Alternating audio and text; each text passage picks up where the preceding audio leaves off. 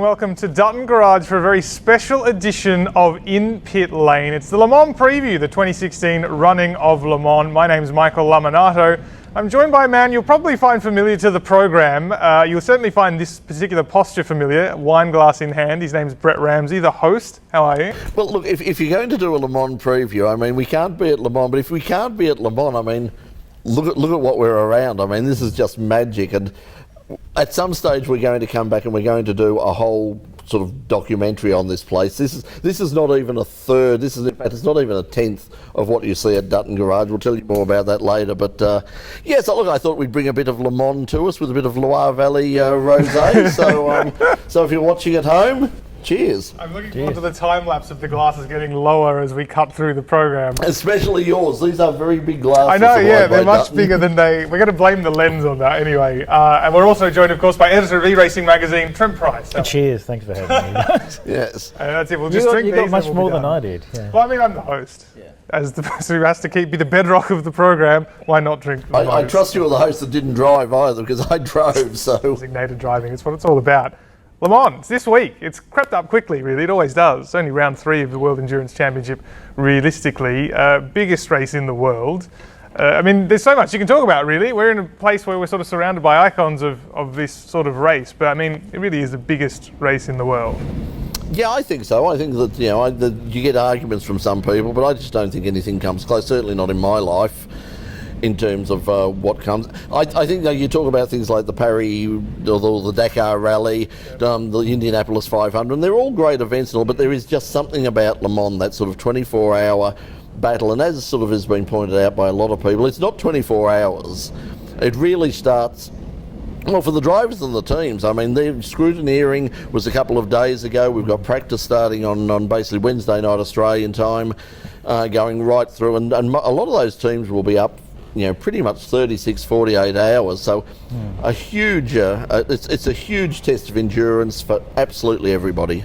And Trent, I mean, the challenge is, yes, there is certainly the time, but to be focused for long enough to set up an adventure like 24 hours of Le Mans is a massive undertaking. Oh, I mean, most of the teams they'll be ordering parts at the start of the season before they've even hit Silverstone at round 1, because they know if we don't start ordering now, someone else is going to order those parts. You know, because you've got suppliers and then contractors, and there's only so much to go around.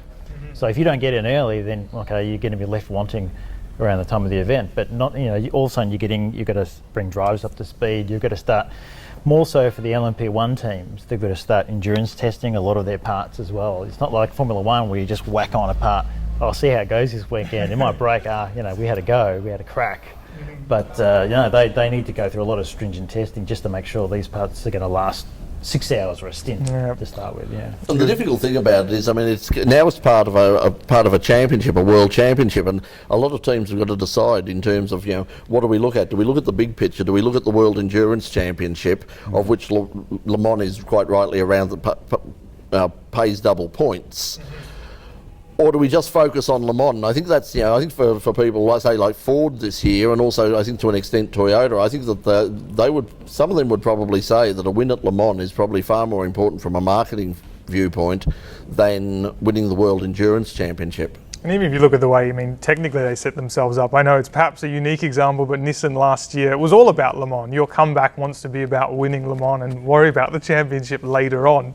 I mean, it's a big year of Le Mans as well, of course, and we'll talk about this later on, but the return of Ford, reigniting a classic story. But I want to take you back to what your first memories of Le Mans were. Was it Ford versus Ferrari? I'm guessing it maybe isn't, considering it's 50 years ago. But I mean, Brett, you've been there a couple of times as well. What were your memories of Le Mans? Yeah, well, it was, you know, the movie. It was Steve McQueen, obviously. I used to live next to a drive-in, the Roval drive-in, and I could go into Dad's room and I could pull open the blinds, the curtains, and I could watch what was on the drive-in. So I saw all sorts of wonderful sorts of things in those days. Early form of movie piracy. Yes, it was wonderful. I think that the thing that I remembered the most was I heard the sound. And I sort of knew at that point that, you know, that they were racing engines, but I didn't know anything about Le Mans really, and I just watched those images and was just gobsmacked and thought, you know, it looks incredible, and eventually talked my dad into taking me to the movie. And I remember sitting there, and I was about 10 years old, and I just sat there and went, one day I'm going to go to that. I'm going to go to that. It took nearly 40 years, but I eventually did, and trust me, it was worth the wait. It was amazing.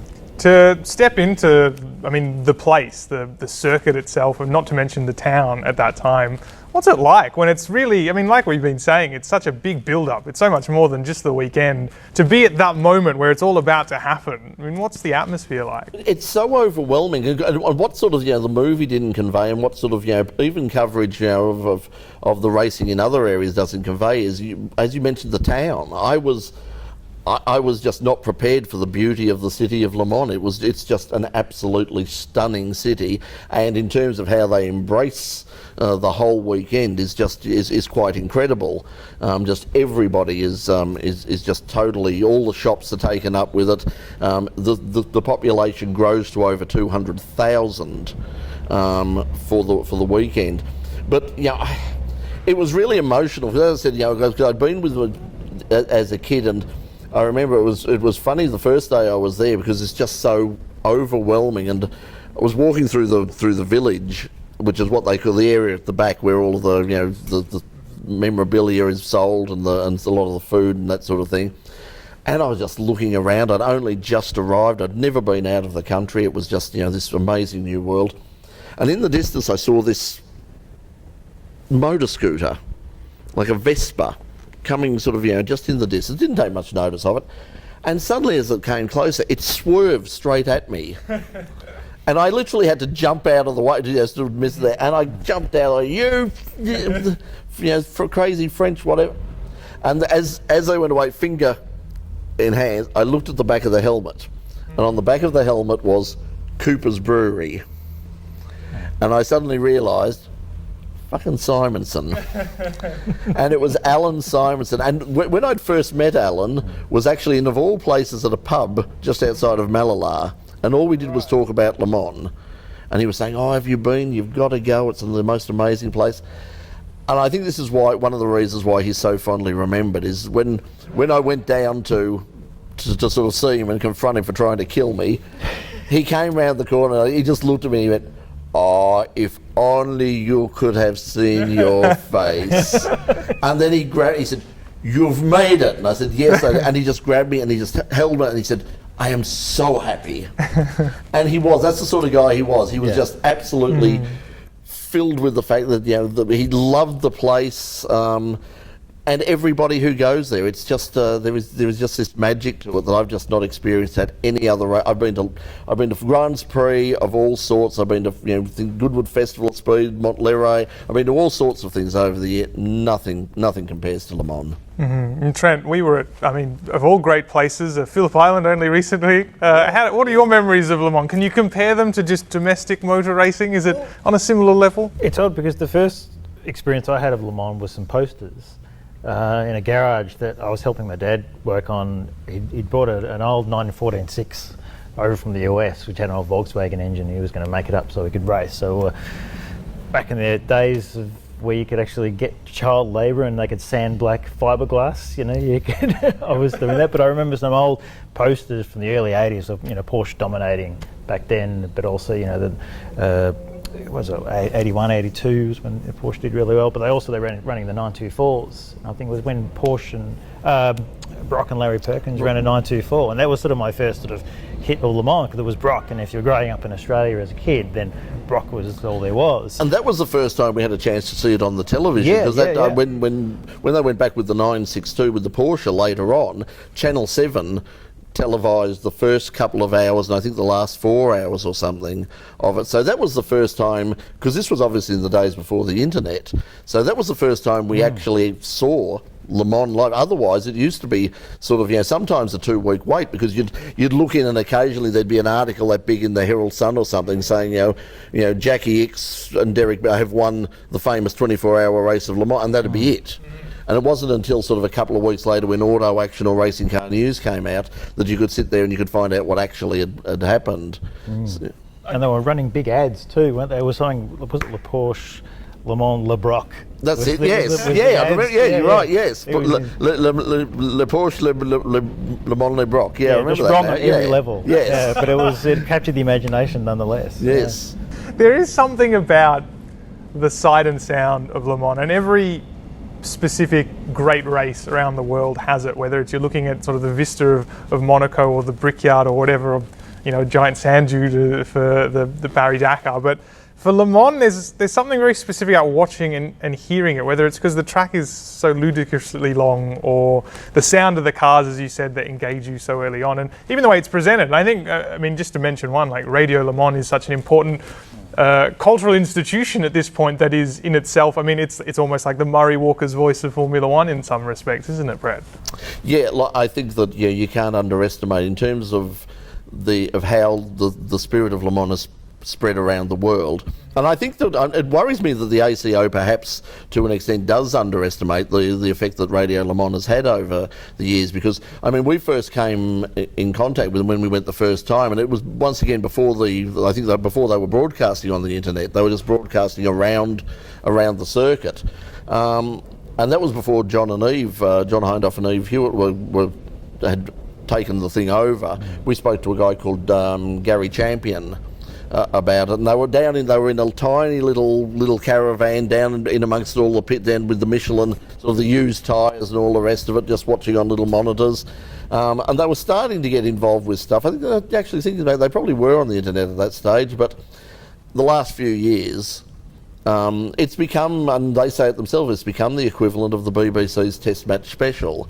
And if and you can get a lot of entertainment out of it. Just even sometimes if you're not watching it, sometimes it's better just to turn off the television and lie back in bed, under the covers like you do with a test match, and just listen to the thing progress over the night. And I think they do a really good job of capturing that bigger picture. It's not just who's leading on it, but there are other things involved, and I think they capture that very well. And the proliferation of those voices has been so key to communicating what is such a big idea, whether it's Le Mans or whether it's the other endurance races, which is so hard to encapsulate. Trent, you're an editor of a magazine that tries to bring home something the size of the 24 hours or any of the 6-hour races. How hard is it for these guys, and for the likes of yourself as well, to condense 24 hours of racing into something that can be an understandable narrative?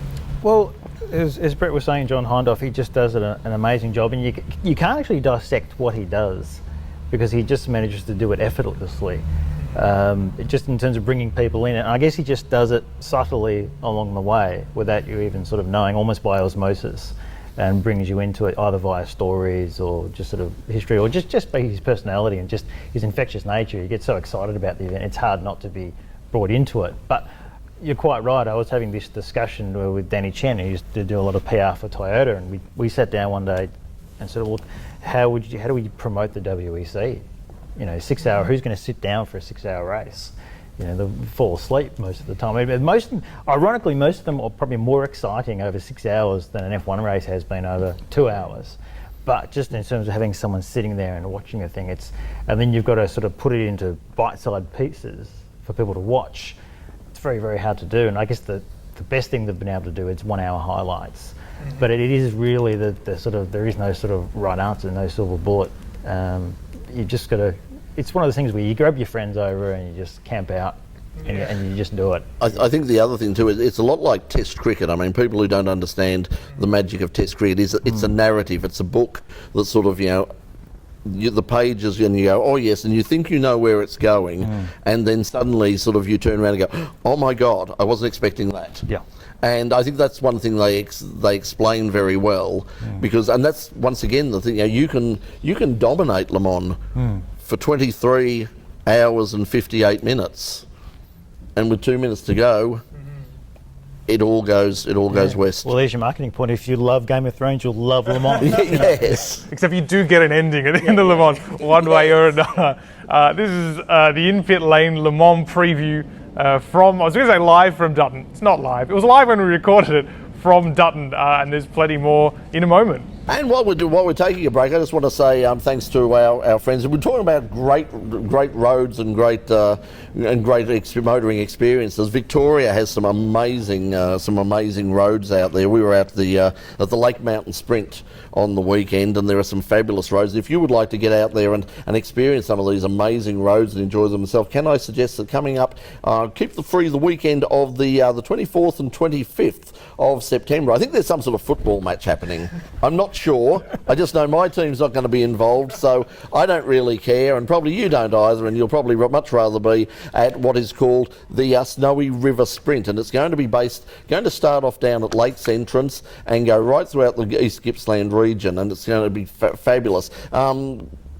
It's the complete Targa Rally experience. You've got two 38 kilometre stages set against the spectacular backdrop of East Gippsland, the Gippsland Lakes, 9 national parks. Plus you've got great fabulous restaurants, wineries, a few breweries as well. So they're there as well. Also, this is supported by the East Gippsland Shire Council and lots of the businesses there. So they really get behind it. It's a really big event. So head down there if you've got a classic car like the cars we're surrounded by here at Dutton Garage. Get down there and have a look at and take part in the sprint. If you want to find out more about it, go to the Mountain Motorsport website. It's the www.australiantarmacrally.com. And also check out the In Pit Lane YouTube channel. In the next few weeks we'll have highlights of the Lake Mountain Sprint, which was held a couple of weeks ago. Some fabulous footage, some beautiful stuff out there. And so once again we say thank you to Mountain Motorsport and the Snowy River Sprint for their support of In Pit Lane. This is the In Pit Lane preview of the 2016 24-hour of Le Mans from Dutton Garage. It's an incredibly scenic location if you could choose any for a Le Mans preview. The glasses are slow. Well, your glasses are certainly emptying. Mine not so much, but we can work on that. Yours is emptying by evaporation, if nothing else. To be fair, it was so full that actually I've probably drank twice as much as you have. You probably have, yes. Yeah, we're getting into it. It's still joined, of course, by host of In Pit Lane, Brett Ramsey, and Trent Price, editor of E-Racing magazine. We're surrounded by such a great garage of cars. It's an incredible amount, and as you said at the start of the program, Brett, this isn't even a tenth of it, not even a fraction. We actually have hidden in the bowels of this place. There are Le Mans winners here. We can't show them to you. Not yet. Not yet. But there are Le Mans winners here. There's so much memorabilia around the place. It's just come on down. 41 Madden Grove, Richmond. Just just across from the Burnley railway station. You might hear a train going past as we speak. We arranged that. Yeah, just as you said it. It was perfect timing, really.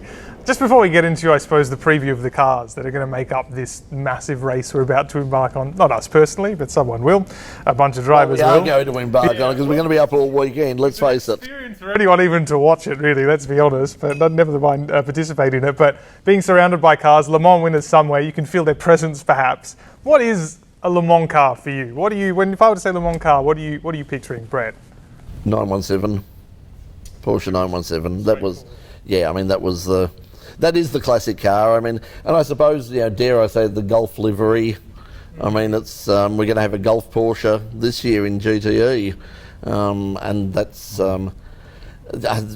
but I'm a big prototype. I mean, there's been talk at times about making the cars look more like the road cars and having sort of based more on GTE and GT cars in general. But I just love the prototypes. I love the experimentation. I love the fact that Audi turned up a while ago with a diesel-powered car, and everyone said they were insane. And that was one of them. That debut was that I was there, and we heard it, shush past. It didn't make much of a noise, and it ran all day and all night, and it was just incredible. I think it's sort of the cutting edge of motorsport at the moment. I think more than Formula One. I think Formula One has now become so cookie cutter, so tightly controlled, that if you want to see sort of any real innovation in international motorsport, really Le Mans, and particularly in LMP1, is the place to look. Trent, what is in your mind? It's probably a toss up between the Matra and the Mazda, 78B. That was just so loud. That thing. Yeah, and just the rotary engine as well. And I guess that was just another reminder of where F1 could have gone. And the sound we could have had, it would have been very green, very healthy, and noisy. Just the one had a good noise as well. I must admit, the last time I was at Le Mans, Johnny Herbert was giving some laps of that car, and I didn't actually see it. But by God, everybody heard it, and as we were walking through the village, when you heard it go past, you looked around and every face in the place was just going... Yeah. Just looking at each other with unbridled joy. It's like, oh my God, listen to that. But that's the thing about WSC and Le Mans is that you've got such a colour or a palette of different sounds. I mean, there's an amazing shot of a blind man near the fence, and he's just listening. And I don't think you could do that for Formula One because everything pretty much sounds the same. And I said that, and he could identify cars as well. He just sat there and said, "Yeah, Lamborghini, so and so." He knew most of the cars going past because they are that different. Well, it's an incredible event in the fact that you do have so many different categories of cars. And beyond the differences in the categories themselves, you can't really see something like that in a conventional top-tier motorsport category. And they're all competing at once for Le Mans honours. We may as well have a look at them first. But first, we did mention technical innovation. There is, of course, a part set aside at Le Mans for a technical innovation. It's Garage 56, and it's a little bit different this year. It's confirmed for another couple of years, I think I'm right in saying. Frédéric Saucet, I think that's the correct pronunciation. My French isn't fantastic, despite hosting a Le Mans preview. But it's all about how he's innovating to work around the fact that he's had to cope with some pretty awful stuff in his life, Brett. Remarkable. He was a passionate lover of motorsport, apparently a businessman, a very successful businessman who contracted a viral disease, which essentially they required him to lose both his arms and his legs. Now you would think that this would be considered something of a setback in terms of your dream to one day drive at Le Mans, but he hasn't let that stop him, and thanks to the ACO and the Garage 56 classification, and it's normally based around like really interesting, technically different cars. But this time, the car itself is pretty straightforward. But how the car is controlled and the man who's driving it, one of the men who's driving it, is just an amazing story. And it's to be at Le Mans like that in such a different way, in such a unique car. I think embodies Le Mans in some respect. It's such an incredible challenge that why not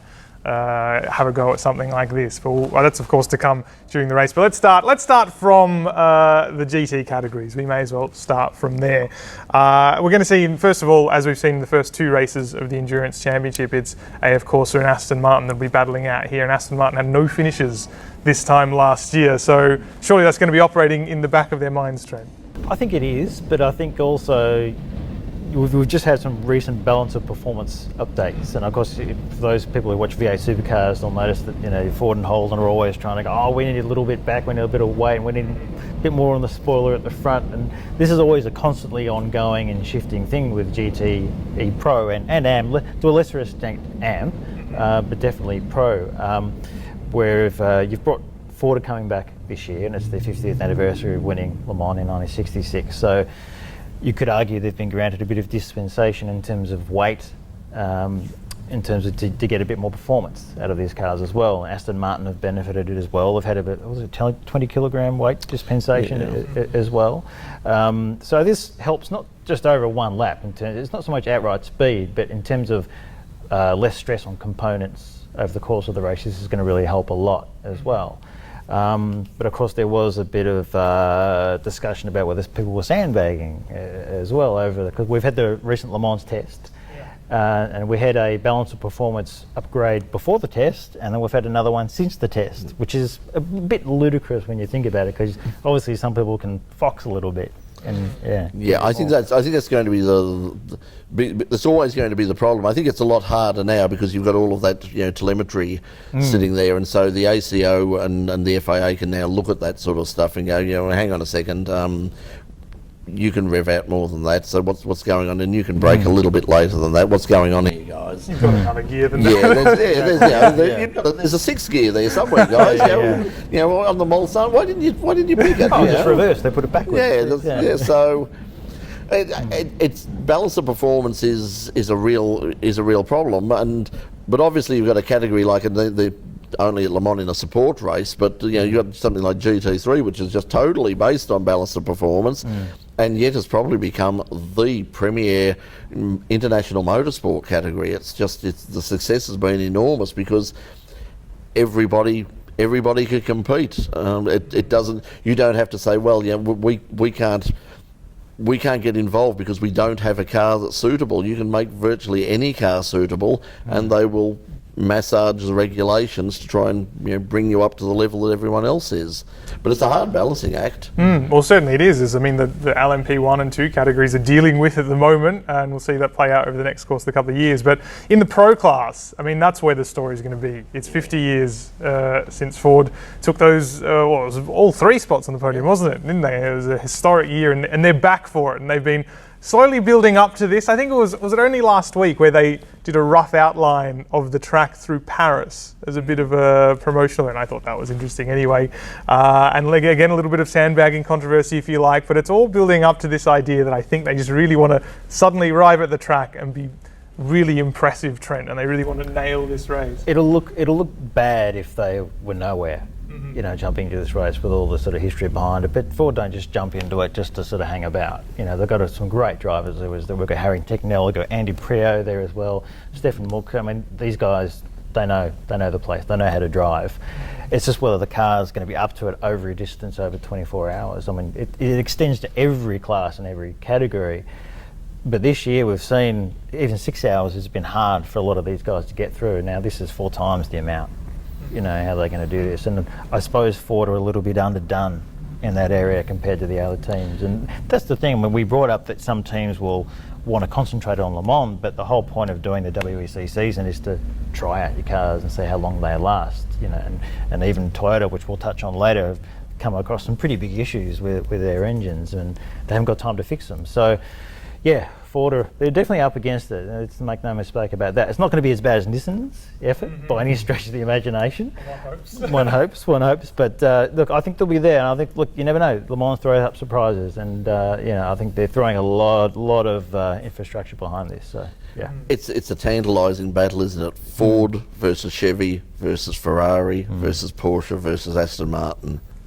You can't get it anywhere else, can you? just incredible. But I think, my one sort of caveat on the Ford thing is that it sort of concerns me, and I know why the ACO and the FIA have done it. But the fact is, as we sit here at the moment, there are no, as far as I'm aware, there is not a single street registered Ford GT running around anywhere at the moment, and that's really not what GT is about. I mean, the whole idea is that so they're heavily modified versions of the cars that you can actually go out and buy. And yes, you will be able to buy, or according to Ford, you will be able to buy a Ford GT sometime later. But at the moment, there are no Ford GTs. But yeah, I don't think everyone said that they're sandbagging all that. I'm not sure that they are. I think that a lot of people. It was a bit like the thing with Nissan as well. I think a lot of people go in there sort of expecting too much. It's like, Ford are coming. Oh boy, you look out. And as Nissan found, it's no matter how much money you throw at these things, and no matter how many resources, no matter how much you've got in the way of resources, it's not as easy as a lot of people think. And but I mean, how do you pick a winner in either GTE AM or GTE Pro? I've got no idea. I really have no idea. You don't. I mean, a lot of these cars are so new as well. Even the Corvette, you've got the new CZ. It's doing pretty well, and they did well at Daytona, obviously, under slightly different parameters because they had less weight, and air restriction was a bit more lenient in that, and they had that famous 1-2. There was nothing in between them. It was an iconic shot. But Ferrari as well, they've got a new 488, and that's had a few teething problems, astronomically quick, and the drivers are astronomically quick, but they've had problems over the courses. But having said that, one's always there to pick up the pieces if the other one doesn't finish. But you just don't know.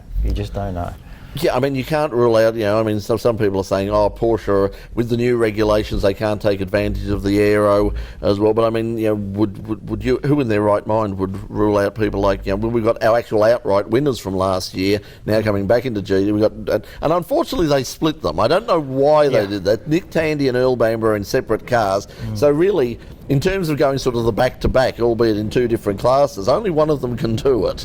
It would have been nice for them to be together, I think. But, it's probably a great opportunity for someone, for one of the smaller teams or someone like Aston Martin or something, to come through because, as you say, the Ferrari, turbocharged engines over 24 hours, they haven't done a lot of that sort of thing. We don't know about the Fords. We do know that probably Aston Martins and particularly the Corvettes are probably just going to, and the Porsches, are just going to go round and round and round and round forever and a day. Can I mean, given this is a Le Mans preview, can I ask for a prediction more so than it will be good and interesting racing? Is anyone willing to actually make a call on it? On either category of the GTs, Trent? I'm going to go Aston Martin. I'm going to put it out there, yeah. I think in GTE I am.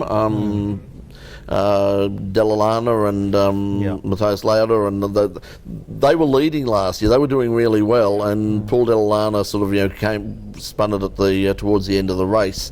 I think they can certainly win GTE AM. I think Corvette.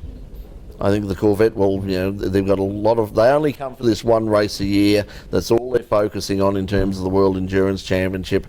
They turn up every year at Le Mans. They do an amazing job. They're there at the start. They'll be there at the finish. And their crew's amazing. You need to watch the Corvette guys pull a whole front end off, or the whole back end off, just in, and everyone was just gobsmacked. Even the LMP1 pro guys would just stand there with their mouths open, how quick they turned it around. And it was literally just guys yelling at each other. It was just indecipherable, and yet they still got this thing back on the road. And one of the friendliest, and one of the most popular in France as well. People might be surprised at that, but in terms of the locals, they adore the Corvette team. They just absolutely worship them because they're very friendly. They're very hospitable people, and when they win, they know how to celebrate. Oh boy. And I mean, just briefly to close off the idea of the GTs, that dream, the Ford coming back, that myth, I mean, it's an important one, it's a big deal, but how do you think that they will fare? I think they've learnt a lot over the last two races, and they learnt a lot at Daytona as well, and they've been testing a lot. And I think it's funny, it's one of those things where you have teething problems in the shorter races. I just have this, don't ask me why specifically, but I just have a feeling they're going to do really well. It was like Porsche's first LMP1 effort at Le Mans when they came back. No one had expected them to even sort of finish or get till the morning, and they did. And they came just within and just almost touched the finish line and won the event. I think Ford are going to have that kind of race. I don't think they may not finish, but I think they're going to get real close and do very, very well. And people forget that engine is not an unproven engine over long distance. It's basically the same engine that's been in the Daytona prototype for the past few years. So it's done a number of Sebring 12 hours, Daytona 24 hours, Petit Le Mans. So it's not unproven. Now let's talk LMP2. Huge class, huge pick of the field, and the last before we get LMP2 changes next year as well. Unnecessary LMP2. Well, let's start with that first of all. Considering we do have so much going on in LMP2 this year, I mean, is this going to be sort of a year we'll be remembering fondly, and everything's gone all terribly from next season? I don't think it'll go terribly. I just think I don't know what the French is for. If it ain't broke, don't fix it. Because I mean, when you look at the racing we've had, not just in the WEC, but also in the European Le Mans Championship as well, the racing has been fantastic. They've got huge fields. It's basically the leading category amongst the Daytona Pro in the United States. LMP2 is there. It's growing in Asia with the Asian Le Mans Series, and I understand why they have done it, but I know they want to keep control of costs and all the rest of it, and make sure it doesn't get out of hand. But it would be nice if they could just keep things the way they are, I think. Well, I think the ironic thing was that when they put this in place to save costs, you had some teams like Stracker who didn't want to borrow it. It's like, well, we're here to innovate. Yeah. And they were talking about moving up to LMP1, and they don't have the budget to do that. So, yes, they're trying to save them for themselves, but it's sort of, if you've got that mindset, it almost just pushes you into that area anyway. And they already put in a new sort of, provisional change in place with the PC cars. So people already spent money on developing those cars and then threw in the new format. So in a way, yeah, they are saving costs in the long run, but in the short term, they've spent an awful lot of money Yeah, and it is going to probably cost a couple of teams that are just going to say, look, we're not really interested in a one. Okay, it's not a one make series; it's about a 4 or 5 make series. But it's one engine. It's a control engine, control suspension, all those sorts of things. There's going to be teams just going to say, look, we're really not interested in that. And I think the people who will do well out of it will be the WeatherTech series in IMSA in the United States, because they're going to allow more freedom to encourage manufacturers to be a part of this thing. Now, KCMG won this category last year, invited back, of course. They've moved down into GTs this year. How's this going to play out this field this season? I mean, again, you've got to try and make a commitment here. Well, look, it's interesting because you've sort of got the guys who won last year, KCMG. You got Richard Bradley and Matt Howson as well, but they've brought in Matsuo from he's the GT champion as well, but they're losing Nicolas Lapierre as part of that squad as well. But this bunch of guys also won the Austin round, so they know how to work with each other. But just there's been a lot of chopping and changing of drivers in LMP2, so the breadth and talent is really deep across it. But because there've been a lot of last-minute changes, you've got Will Stevens taken out of Manor, and he's been thrown into other teams as well, and then obviously Lapierre jumping in. In terms of these guys working with one another, that's probably going to be the key to winning the race.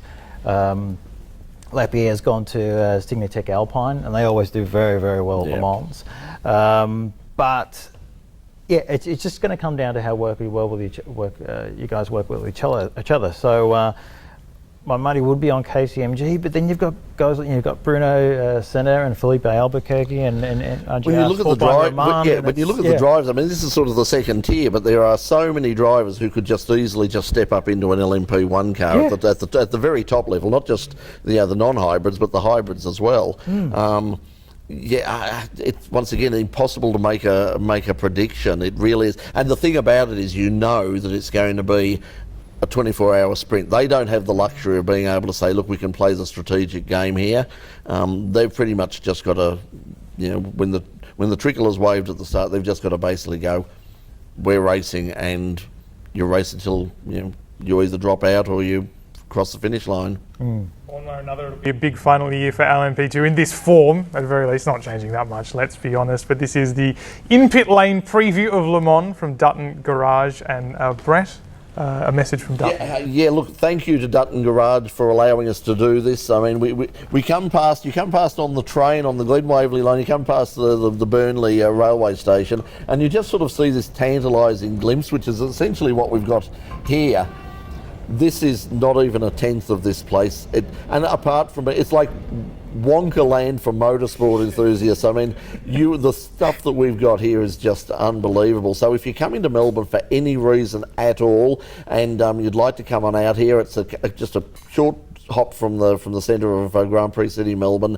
Come on out there. There's a cafeteria, there's a cafe here, and it's not just the cars. I mean, the architecture here, the memorabilia that's around the place, the posters and photos on the wall, just unbelievable. And Dutton have become international leaders now in the selling of high performance and prestige automobiles. Also, down below in the secret secret squirrel area is a massive motorsport garage where they can restore cars, prepare historic race cars, all sorts of things downstairs. Had the opportunity to have a bit of a sneak preview down there, and there's Formula One cars. There are, as we said, there are Le Mans winners down there. It's just remarkable. So if you're in Melbourne at any time for the Grand Prix, for the tennis, for the Grand Final, anything at all, come on down, 41 Madden Grove here in Richmond, just across from the Burnley railway station, and we thank Dutton Garage for their support of this edition of In Pit Lane. Absolutely. 5 minutes on LMP1. I think we needed at the very least 5 minutes on LMP1, because we've also got some words from some of the guys involved this weekend ahead of the race. But plenty to consider for these guys as well. Not to mention that there'll be some talk later in the week about what exactly this category is going to look like in the future for the privateers, perhaps some changes to bring them back into it. But I think that's the interesting one for us, is to have a look at that. It's an unofficial category. I mean, this is the thing, and I think it's going to be very difficult because the ACO and the FIA, they want to make these things a bit more competitive, but they can't make them too competitive. Because imagine, like you're a Toyota, a Porsche, or an Audi, and there are rumours of another manufacturer coming in the next couple of years as well. You're putting in all those millions and millions of dollars and innovating in the way that you do in LMP1, and suddenly somebody, with what is a glorified sort of, privateer entry turns up and is faster than you. It's not going to look good. So it's about, but you got to ask the question at the moment: why bother? I mean, there are 3 cars there. The Rebellion, which is probably the best looking car of any out there, beautifully prepared, very fast, has been on the podium for the last 2 WEC rounds, and I mean you can't rule them out totally. No. But if Porsche and Audi had have had the 3rd cars that they had last year, you probably could rule them out, certainly in terms of a win. And I don't know what they're going to do. I mean, it's going to be interesting in the next couple of days to see. I think it's Thursday or perhaps Friday morning when they have the ACO have their traditional press conference, where they'll announce what they're going to do with LMP1 for the privateers. But fuel flow a little bit. You can't. How much weight can you drag off of them? What can you do? I'm not really sure. It was interesting because it was over a month ago where they actually approached the teams, and when I say teams, it was Rebellion and Bikeholders, and they just said, well, just go away and just write down what you want. What? And we're just going to write everything. And of course they're going to do that. Even the driver said, well, less weight, more power, we'll go for it. But can you do that? Can you give them that? I mean, we only saw it, even at Silverstone, when the Porsches were actually overtaking the Rebellions on the back straight, when they ran out of hybrid, it was just before the braking zones. The Rebellions were actually out accelerating them down the straight. And so you don't want to give them too much. And of course, Audi and Porsche have got the most money to spend, but then you've got Toyota who actually want to rein things back a little bit because they don't have the same money. Well, all their money goes into the cars, whereas you could say Audi's marketing budget is probably more than Toyota's full budget for their cars anyway. So it's going to be a very interesting mix in terms of when they sit down to the table and what they agree upon. I think they've probably got to look at it, they should be looking at it more in terms of LMP2 plus rather than LMP1 minus. Yes. And just saying, okay, we've got these restrictions, these really tight restrictions coming in on LMP2.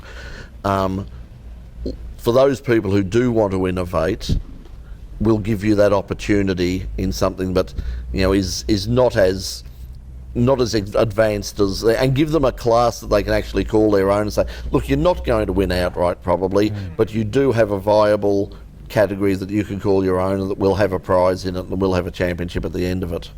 Now, the precursor to Le Mans was the Spa 6 Hour, and it was a dramatic event for the LMP1 category because I don't think there's a single car that wasn't affected by some kind of problem, which is pretty dispiriting when you consider the next race is significantly longer than 6 hours. Let's start with Toyota. Engine problems that they believe is down to Eau Rouge, and the fact it's quite a significant corner. There isn't that kind of elevation to be found in Le Mans, but is that really going to be, Trent, enough of peace of mind for them to go, look, it was probably just because the car had to go down and then up quite dramatically again? It's an odd one. It's a really odd one. I mean, yes, there is that compression through Eau Rouge and Radillon, but they said that Pascal Vasselon said himself that, well, one, there's no time to change it before Le Mans, but that's okay because there's no Eau Rouge at Le Mans, so it's not going to matter.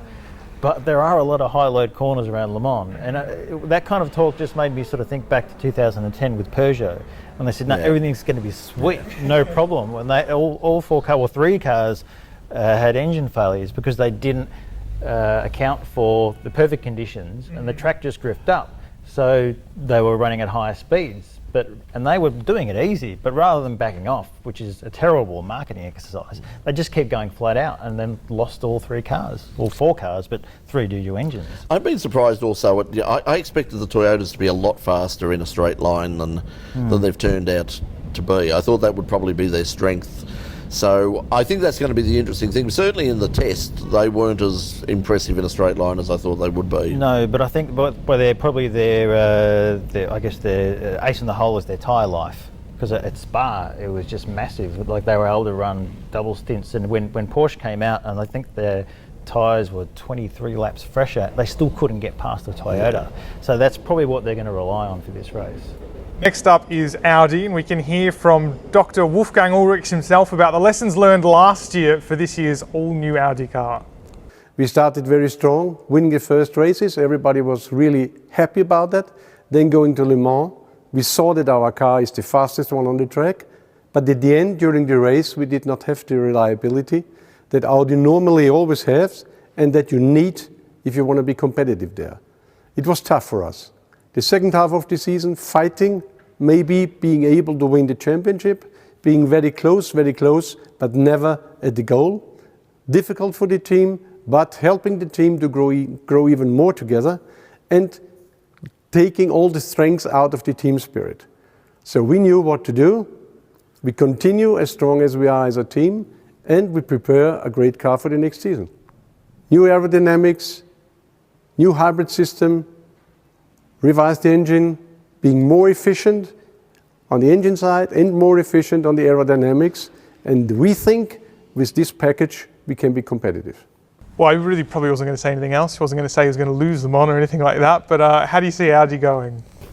Well, they topped the tests, the practice tests, but they still had problems. One car only did a few laps during testing. They had some damper and suspension issues, which they rectified. But there were a lot of mechanics standing around the front of that car, not showing what they were doing, which has now been banned by the ACO and the FIA, saying, look, no, you can't do that. It's not in the spirit of Le Mans. But yeah, still some question marks there. You know, look, every car has had problems this year. So the fact that they've had that issue to start with, it just raises those question marks. Yeah, and people have to remember they've actually crossed the finish line first in both rounds. Yes. I mean, it was only the ride height thing with the plank at Silverstone that's up there. So really, they are the form team at the moment, and they're just so incredibly professional. I mean, I've just been stunned when you see them get the chance to sort of be around them at the event, and both a couple of events I've been to, not just at Le Mans, but even like here at the Adelaide round. The professionalism of that team is just extraordinary. They're another level, and yeah, it's going to be a really interesting. It's going to be a really interesting thing this year, because of only having those two cars. I mean, because they had the opportunity of having that split sort of strategy where they could say, "Oh, okay, we'll have two cars, for the championship, really going at it, but we can have just someone, playing the slow but steady game." But they don't have that luxury this year, and they're going to be chasing Porsches. And speaking of Porsche, the defending championship Mark, we can hear from one of the defending championship drivers, Mark Webber. It wasn't him who won here last time round. It was the third Porsche car that's not going to be entering this time round. But even he recognises, as much as he wants that Le Mans win, it's not just another WEC race. It's a long day, and it's not just 24 hours, because people forget we've got to get to the track for the warm-up. So you're looking at nearly 32 hours you're at the track, getting ready, having that first breakfast, making sure you had an unbelievable night's sleep on the Friday, and then getting that huge load of driving and also time at the track. So you might grab 90 minutes in that whole 30-hour period if you're lucky, maybe 2 hours. But it's very hard to switch off, obviously, if your car's in a great position, or even not in such a great position, you want to try and fight back. So whatever the scenario is, you're always trying to hang in there and keep improving and consolidating your position. You need an element of luck, but that's what you're teeing yourself up for. You want to go there, you want to test yourself. You've got great continuity within the team, you've got an unbelievable car to win the race, but you still need to hit that 24-hour window and be there at the end. No one is standing on the line at the Le Mans 24 hours and saying, "I'll guarantee the victory." I mean, it's just not that type of race. So looking forward to trying to stand on the top step of the podium at some point, but it's not going to be a race that I'm going to get too hung up on if it doesn't happen. So Porsche, they won last year with that car they're not entering, because Audi's not entering a third car either, given the various travails of the Volkswagen group. But I mean, is it going to be a game cat and mouse between Audi and Porsche, or are we not even willing to boil it down to anything like that? There's always cat and mouse between those two teams, always, and it'll just happen. Even if you don't intend doing that, you will get sucked in that process. And the fact that, as Brett was saying, there's no third car, there's no hair, you can't put pressure on another team. So I think they're all going to be sort of thinking about, okay, how are we going to do this? We've got to sit through it all. I mean, Porsche have got problems where they've had gearbox issues at Spa, and they've reverted to the last year's battery as well, because they've been having troubles with this one. Now, we don't know what kind of performance they might lose by using last year's battery, but certainly reliability should be on their side from that point of view as well. Last year they had a lot of hybrid issues in terms of losing power progressively over the course of a stint. You would sort of have less and less power, and then it would just sort of come back again. It was very, very odd. So strange. So they're going to be pressuring each other, but at the same time, both Porsche and Audi are very conscious of just wanting to sort of tiptoe a little bit around the edges, because they know these cars, they're fragile over 6 hours, let alone 24. I think the thing that change in the battery is going to make a big difference. Talking to Mark back at the Australian Grand Prix, and he was saying that was one of the things they were really banking on, that we've got this, the hybrid system is really good for this year.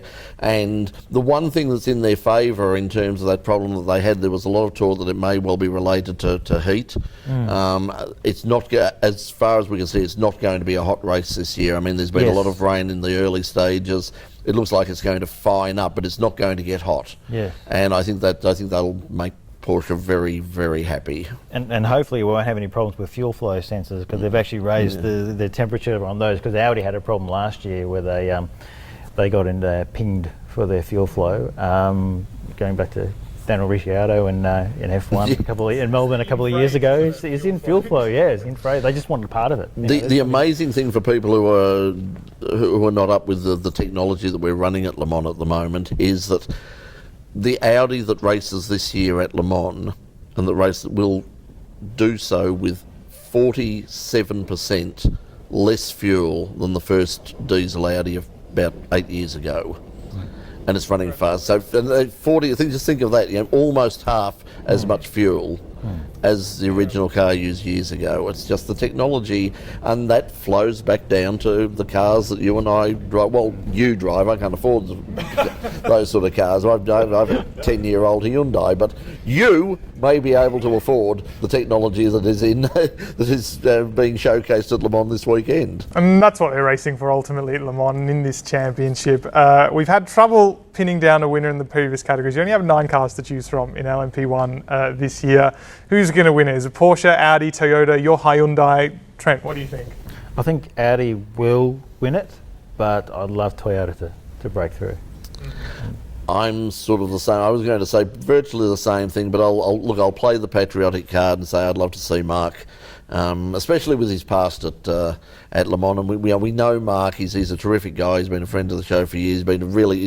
I'd love to see him win it. He sort of says, look, it's not the be all and end all, but to add it to his various Grand Prix victories, I'd love to see him win, and I think they can. I think it's a damn good driver lineup, and if the car runs to its potential and doesn't have any problems, I think they've got the pace to do it. Well, there you go. That's the tips. The official tips are in for In Pit Lane. They're going to be the results, and it takes only 24 hours to find out who's going to win this one. Trent Price, thank you so much for appearing on your own program. Trent, I beg your pardon. What a confusing series. Trent Price, thank you for joining me. Yeah, it's for 24 hours. Yeah. Brett Ramsey, thank you for appearing on your own program. And Michael, thank you for hosting the program as well. Thank you for the wine. Eventually I will finish it. This has been the Le Mans preview for In Pit Lane. Now before we've got to plug. We've got to have plugs quickly. Box of Neutrals. My plug, yes, Box of Neutrals on ABC Grandstand Digital. You can go to boxofneutrals.com or find me at Michael Lamonato on Twitter. Good luck spelling it.